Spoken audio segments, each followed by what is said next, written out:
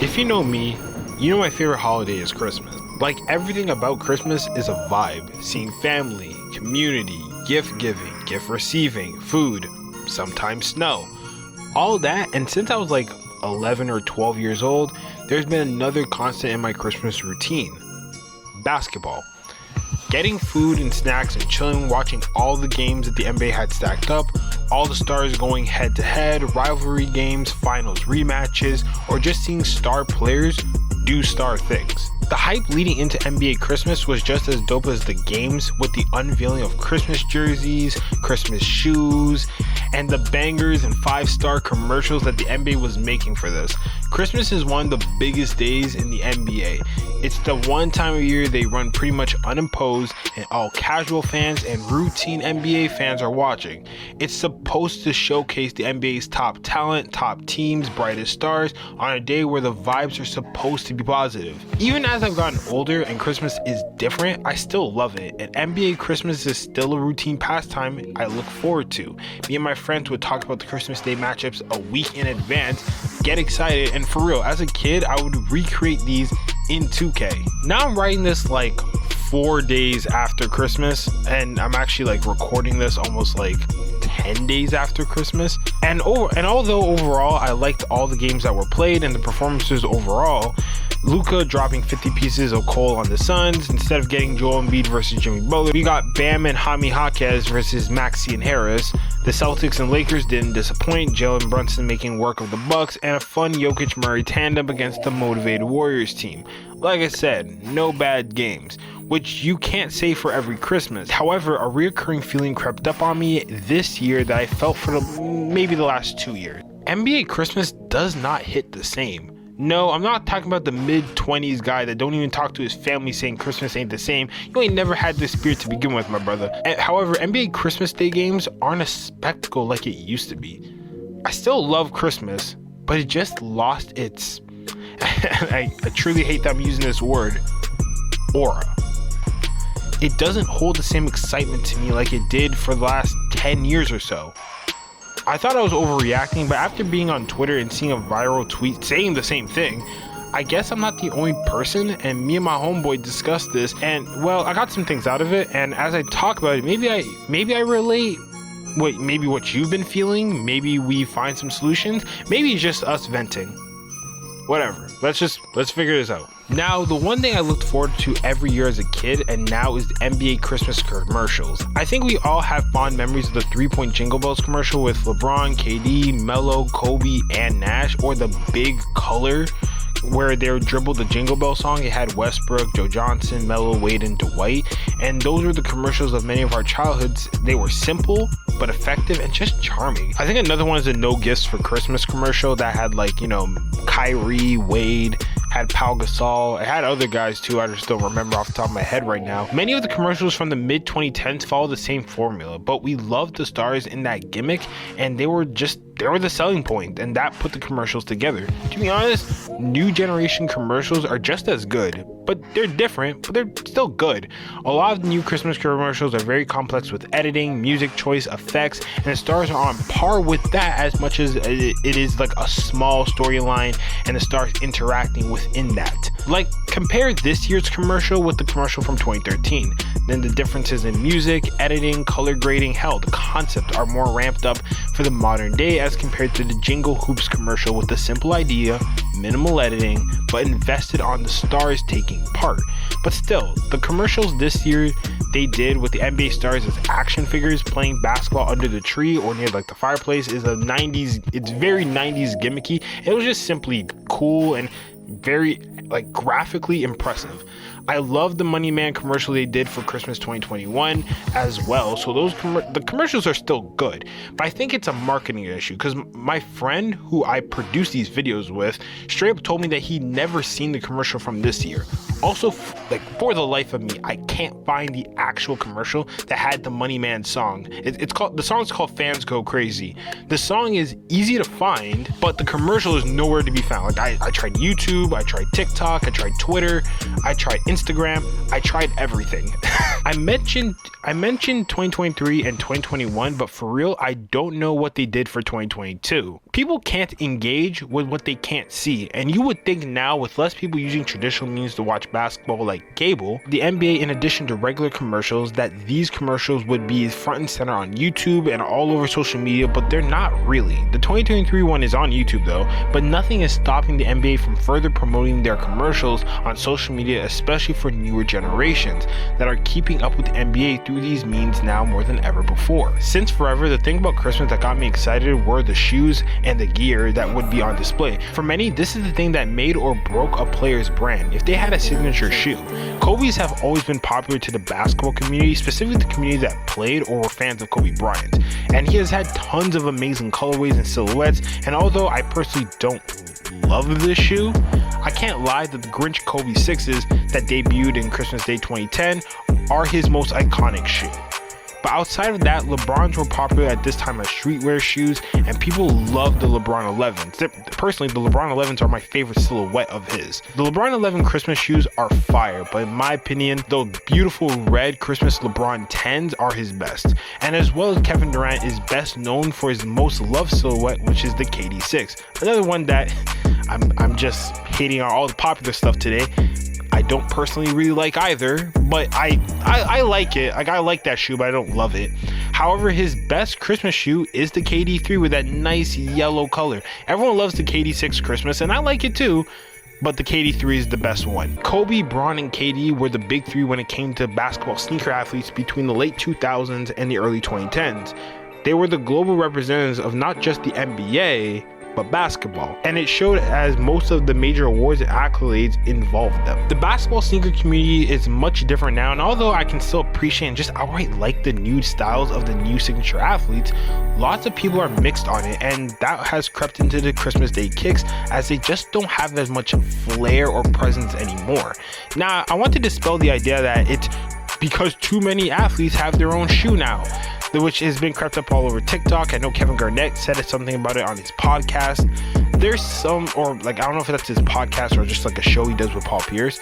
There's some truth to it, I'm not gonna lie, but if you looked at the Christmas Day 2013 and Christmas Day 2023 and looked at the athletes that had their own shoe by a major company at the time, so I'm not talking like maybe like smaller brands or like brands that are not like in North America, or like, you know, so I'm excluding Chinese brands as well. The numbers aren't that different. In 2013, the athletes were LeBron, KD, D Rose, Carmelo, CP3, Kobe, and Dwight across two companies, Nike and Jordan, and Adidas. For 2023, it was LeBron, KD, D-Book, Giannis, Dame, Curry, Luka, and Tatum. And although D-Book has his own shoe, it hasn't been released to the public yet. So 8 to 6, technically 8 to 6, it could also be 7 if you don't want to count D-Book shoe just yet. But the difference is that it's spread out amongst more brands, as in 2023 it was spread across 3: Nike and Jordan, Adidas, and Under Armour / Curry brand. Now, I think these shoes are really cool, but I think the Christmas colors don't stand out because Nike was really the only brand that made Christmas a big deal with the vibrant colors. Before the late 2000s, most basketball shoes followed the same colorways: black, white, gray, sometimes red, and sometimes blue. What made the Grinches such a hit was that it was the first time, at least for me, we've seen such a bright color on a basketball shoe. To be honest, Kobe's were a pioneer for these different colorways, and soon after, almost every sneaker has extreme colors, so a Christmas color may not even hit compared to the other colors that they released earlier in the season. An example is LaMelo Ball. His MB3 has some unique colors that fit his style, so in the event that he plays on Christmas and gets a Christmas shoe, it most likely won't be as stand out as his other shoes he's debuted before the season. Once again, unlike the past, so many brands are getting into the basketball space, but no other brand really makes Christmas colorways. Another example is Steph, as he's on his 11th shoe, and his colorways, especially nowadays, aren't as extreme as something like a Mellow or a Giannis shoe, but we still don't have Christmas shoes from Curry. And I don't even remember the last time he made a Christmas shoe, and he almost plays on Christmas every year. It showed as this year the only actual Christmas shoes that came out were the KD3 Retro, a reverse Grinch Kobe 6, and a Christmas Ja 1s, and Ja Morant did not play on Christmas. I also think the Kobe's untimely passing put basketball shoes in a weird space, as now the players, if they don't have a signature shoe or have a sponsorship with a company, they really only want to play in Kobe's. So it creates less of a motivation to play in anything else, so brands just re-retro older Christmas models. And I don't mind this at all. I think we should do that. That's a good thing. But we should get newer models that have unique gimmicks like Christmas shoes. Speaking of the athletes, you can say that nowadays many fans don't have a similar attachment to the stars of today as opposed to the early 2010s. One of the beauties of today's NBA is that the stars are scattered across the NBA, which forces the average NBA fan to at least take notice of other teams outside of the big markets. However, a downfall is that the NBA now has to market those teams accordingly and have national TV slots for them. And if the NBA has shown, they sometimes struggle with this. The NBA fans still have more access to the top stars, and we know what we would want to see, but it doesn't always fall with the NBA's interest. The Raptors were one of the most successful teams of the 2010s, with most of the decade having a winning record and employing 2 All-Stars routinely, and being towards the top of the league in attendance. However, Toronto only had 1 Christmas Day game to show for it. Also, many of the new stars haven't accomplished a whole lot for a variety of reasons. Injury, age, just team situation. There's a lot of reasons, and the ones that have are not as engaging. Jokic, Giannis, and Embiid are the new 1, 2, 3 of this generation, but outside of Giannis, Embiid has a poor reputation with NBA fans, and Jokic is not that engaging of a player unless you like his particular style or his particular personality. Then you have Shea, Tatum, Booker, and Ant to follow, but outside of Tatum and Booker, Shea and Ant are 2 players who teams have not really succeeded a whole lot, but are still good teams. So putting them on Christmas Day to a casual audience might be confusing. Also, the amount of players that miss Christmas Day due to rest or injury is also a factor. One of the reasons I believe we can't find the Money Man Christmas commercial from 2021 is because damn near half the players that were featured were out with injury. This year, Embiid and Jimmy missed Christmas due to injury. Sticking to that, I can bring up the NBA and the matchups they do on Christmas. Now, overall, this is not a problem to be honest, but they can be better. For starters, they stopped doing finals rematches, and which up until like 2018 were a staple of Christmas. Now, I understand like 2018, the Cavs versus Warriors was really LeBron versus the Warriors, and now LeBron in LA, and nobody was trying to see Curry versus Colin Sexton. And even 2019, because the impact player of the finals was Kawhi, and he was a Clipper. So Raptors versus Warriors without Kawhi, and for the Warriors without KD and Clay, wouldn't make much sense. But now they could start. We've gotten 5 different finals matchups in the last like 6 years, and 9 different teams have played in June. Why not highlight that when you can and just bring back finals rematches? Especially this year, I wouldn't mind Nuggets versus Heat again, and maybe Jimmy would have actually suited up for that game. I would have loved a spot to highlight the most impressive rising team like the Kings, or maybe more athletes that have their own sneakers could play on that day, like Minnesota with Anthony Edwards. And it might incentivize these brands to make Christmas colors. Hell, stop rewarding big markets if they're playing poorly. The Knicks and Lakers are good now, and they're good, exciting teams now, but they were a time not too long ago that these teams were horrible, and they would find themselves on Christmas Day brackets solely for being in a big market or being a legacy team. Saving the best for last, and what defines Christmas Day the most, at least to me, is the Christmas Day jerseys. And there's nothing I can say. This is just L on the NBA's part. When Adidas was the manufacturer of NBA uniforms, they would have uniforms for every team that played on Christmas, and the uniforms were simple but so elegant and smooth in approach. In my opinion, the 2016 Christmas jerseys are by far the best, with the solid color and then the cursive font that was kind of like off axis a little bit, so it was kind of like slanted. It looked so smooth. Like the Cavs had the best one, or at least that's the one I can remember the most, because they were like, I think one of the biggest teams that year other than the Warriors. When Nike took over in 2017 and 18, they just stopped. And even looking up this video, there doesn't seem to be a reason as to why, other than they started making City Edition jerseys and making them every year. So maybe a fear of tiring out the fan bases with multiple jerseys in the same year is, probable.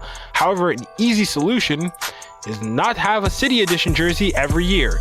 First of all, the jerseys hit or miss and it varies wildly on the team. Some teams have not actually had a good City Edition jersey just yet. Some years are good, some years are pathetic, and we are currently in the pathetic of those years. Not every jersey is bad, and I would say like a quarter of the jerseys are actually good, and some of them honestly just look better in person. But the consensus is that this year's City Editions are sorry. I get it from a design standpoint that, designing new jerseys, new concepts every like 10 months is difficult. Every 10 to 12 months, designing a new concept for an NBA jersey and NBA identity is tough. And I get it. Some design choices are not really bad, but they're just different, and fans are just not used to the different, especially if you become so accustomed to a team's branding and identity. So just completely changing it is tough for a lot of people. Like, for example, I think the Wizards jerseys are really good, but they're so different. They don't look like a normal Wizards jersey, so they suck to a lot of people. I think they're impressive, but they suck to a lot of people, and I can understand why. But I think NBA fans would much rather not have a City Edition every year in exchange with not just Christmas jerseys, but just more themed jerseys in general. Like, once again, making a new concept every 10 to 12 months is hard. And even the good uniforms that they make get lost because they make new ones every year, so fans don't even get to really have an attachment to those jerseys like they should. Let the designs marinate for at least 2 to 3 seasons before making a new one. Also, like we already know, Christmas uniforms make the Christmas Day games look and feel different. Without it, it just looks like any other regular season game. We saw how the new courts for the in-season cup helped make it a big deal because it made it look different. Our eyes can visually cue that this is a different day compared to a normal regular season game. Without the courts, it honestly just looks like regular season basketball, just with potentially a cup to win. But it made it a big deal. And we can't deny that the in-season cup was a success. And Christmas uniforms and maybe a Christmas themed court would make Christmas Day more fun. We know the NBA is capable of it. I think this whole video is detailing that Christmas Day in the NBA isn't as fun anymore, or as fun as it could be.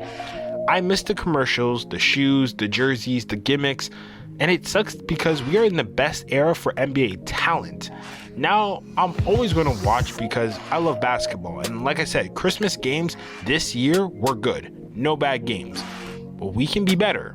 The NBA mostly gets Christmas Day to themselves with no real competitors to showcase the talent to the eyes of both routine NBA fans and casual NBA fans, and introduce the game to potentially new fans. So what I'm really saying is basketball needs to get back into the Christmas spirit.